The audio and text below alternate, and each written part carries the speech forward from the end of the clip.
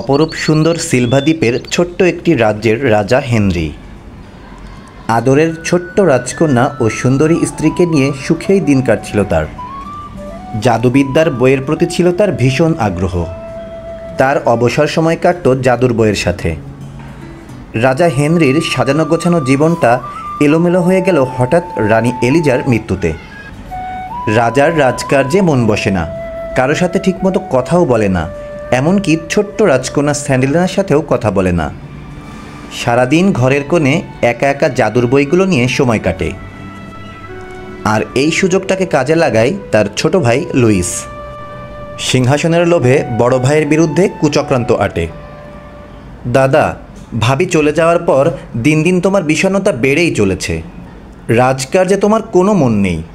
ছোট্ট স্যান্ডেলিনাকেও তুমি সময় দাও না, ভালোভাবে কথাও বলো না। তোমার কথা ভেবে আমার ভীষণ দুঃখ হয়। আর তাই তোমার মন ভালো করার জন্য আমি তোমাদেরকে সমুদ্রে নৌকা ভ্রমণে নিয়ে যেতে চাই। এতে ছোট্ট স্যান্ডেলিনারও মনটা ভালো হয়ে যাবে। ঠিক আছে ভাই, তোমার যেটা ভালো মনে হয় তুমি সেটাই করো।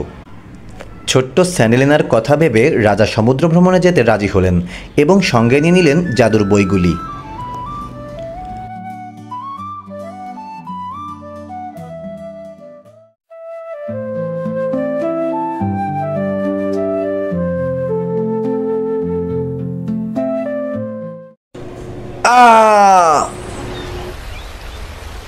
বাবা, বাবা বাঁচাও! ভয় পেও না স্যান্ডেলিনা, এক্ষুনি আমার জাদুর বইরা চলে আসবে, তুমি ভয় পেও না।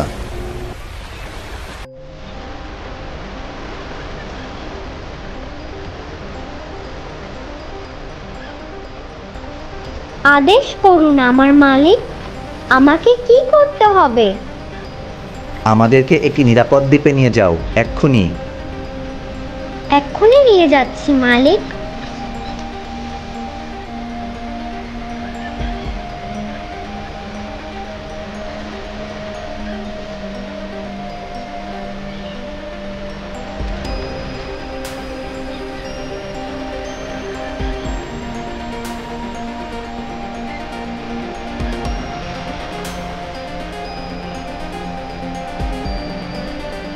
ওয়াও, কি সুন্দর দ্বীপ! এই দ্বীপেই আমাদের বসবাস করতে হবে।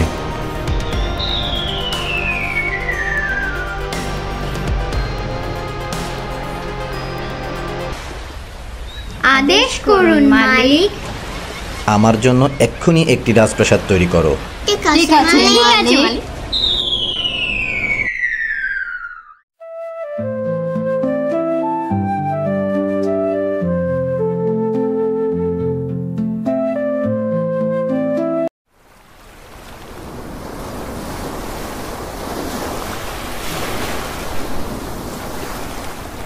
রাজপুত্র জুলিয়াস, দেখুন কত সুন্দর আমাদের এই সমুদ্র। এটা শুধু দেখতেই সুন্দর না, এটা ধন সম্পদেও ভরপুর। এই সমুদ্র আমার মনই কেড়ে নিয়েছে। আমি প্রায়ই এই সমুদ্রে ভ্রমণে আসতে চাই। জি অবশ্যই যুবরাজ জুলিয়াস। যুবরাজ জুলিয়াস এদিকেই আসছে।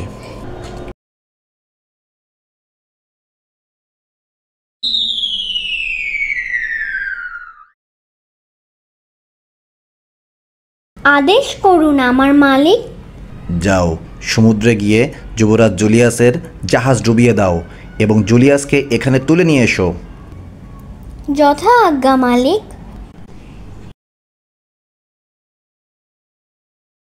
এই যে জুলিয়াসের নৌকা।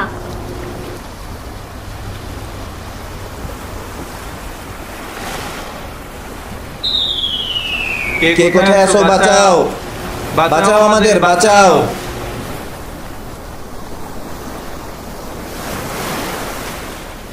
তোমাকে আমি দ্বীপে নিয়ে যাব।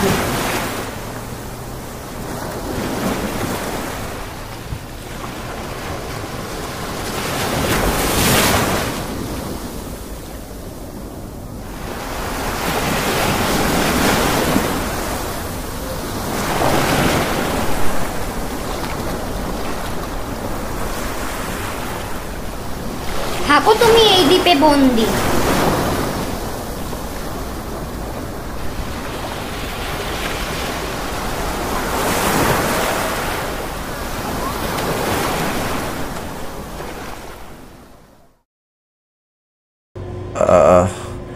আমি কোথায়? তোমরা কে কোথায় আছো? আমি কাউকে দেখতে পাচ্ছি না কেন? এই দিকে যাই, তাহলে হয়তো কাউকে খুঁজে পেতে পারি।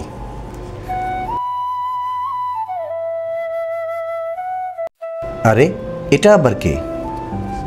ভয় পেও না, দাঁড়াও। এ হচ্ছে নিশ্চয়ই পরিদের সর্দারনি। হে পরিদের সর্দারনি, আমাকে এই দ্বীপে একটু আশ্রয় দিন। আমি বড় বিপদে পড়েছি। কে আপনি? কোথা থেকে এলেন আর কিভাবে এলেন? এই দ্বীপে তো আমি আর আমার বাবা ছাড়া আর কোনো মানুষ নেই। তবে কি আপনি সমুদ্রের দেবতা? কে তুমি? আমার অনুমতি ছাড়া এই দ্বীপে কেন এসেছো? এক্ষুনি এখান থেকে চলে যাও, তা না হলে তোমাকে শাস্তি পেতে হবে। আমাকে ক্ষমা করে দিন, আমার ভুল হয়ে গিয়েছে। দয়া করে আমাকে শাস্তি দিবেন না। আমি নিজেও জানি না আমি এখানে কিভাবে এলাম। দয়া করে আমাকে কিছুদিনের জন্য এখানে আশ্রয় দিন। আমার বাবা রাজা লুইস আমাকে খুঁজতে খুঁজতে নিশ্চয়ই এই দ্বীপে পৌঁছে যাবে। লুইসের এই আকুতি দেখে স্যান্ডেলিনার মনে দয়া হলো। তখন স্যান্ডেলিনা বলল, বাবা, পথ হারিয়ে সে যখন আমাদের এখানে চলেই এসেছে, তখন তাকে কিছুদিনের জন্য আশ্রয় দিন। ঠিক আছে, স্যান্ডেলিনার অনুরোধে কিছুদিন তুমি এখানে থাকতে পারো। তবে এখানে আমাদের সব কাজ তোমার নিজের করতে হবে। আপনাদের এই উপকারের কথা আমি সারা জীবন মনে রাখব। এভাবেই রাজপুত্র লুইসের দিন কাটতে লাগলো। স্যান্ডেলিনারও ধীরে ধীরে রাজপুত্রকে ভালো লাগতে লাগলো।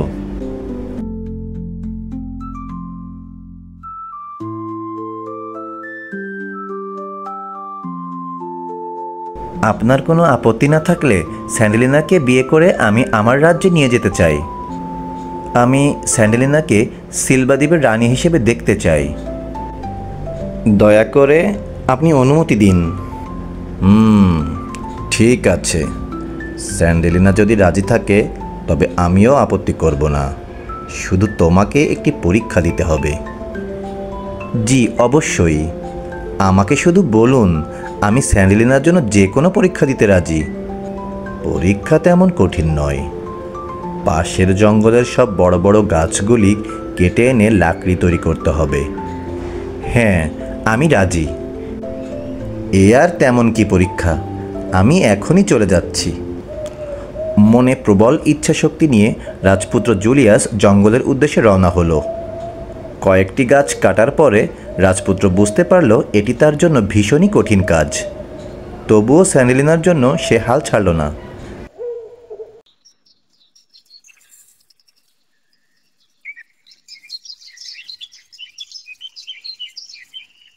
রাজপুত্রের এই কষ্ট দেখে স্যান্ডেলিনা মনে মনে ভীষণ কষ্ট পাচ্ছিল।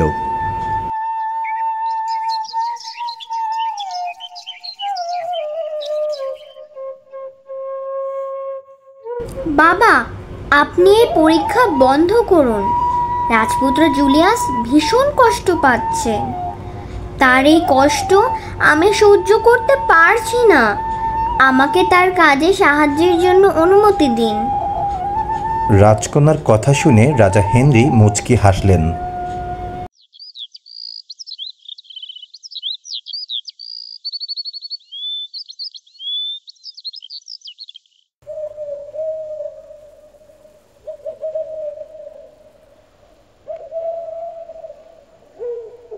যথেষ্ট হয়েছে, এবার তুমি থামো, আর পরীক্ষা দিতে হবে না।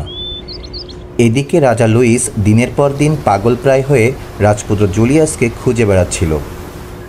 যাও, আমার ভাই রাজা লুইস সমুদ্রে ছেলেকে খুঁজতে এসেছে, তাকে এখানে নিয়ে এসো। ঠিক আছে মালিক।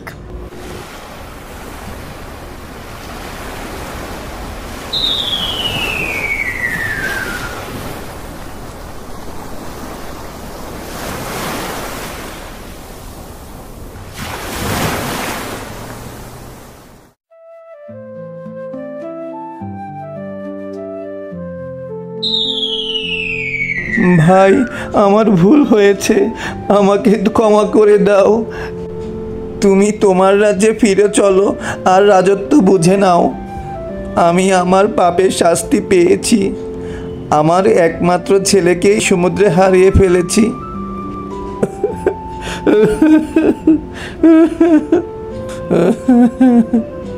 বাবা, তুমি এখানে কিভাবে এলে? রাজপুত্র আমার, তুমি বেঁচে আছো? আমি তোমাকে ফিরে পেয়েছি। আমি তোমাকে অনেক ভালোবাসি বাবা। আমিও তোমাকে অনেক ভালোবাসি বাবা। বাবা, ও হচ্ছে স্যান্ডেলিনা। আমি ওকে পছন্দ করি আর আমি ওকে বিয়ে করতে চাই।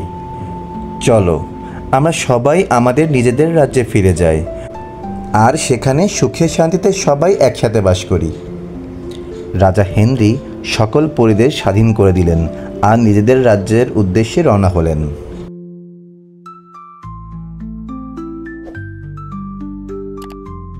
গল্পটি ভালো লাগলে আমার চ্যানেলটি সাবস্ক্রাইব করুন। ধন্যবাদ।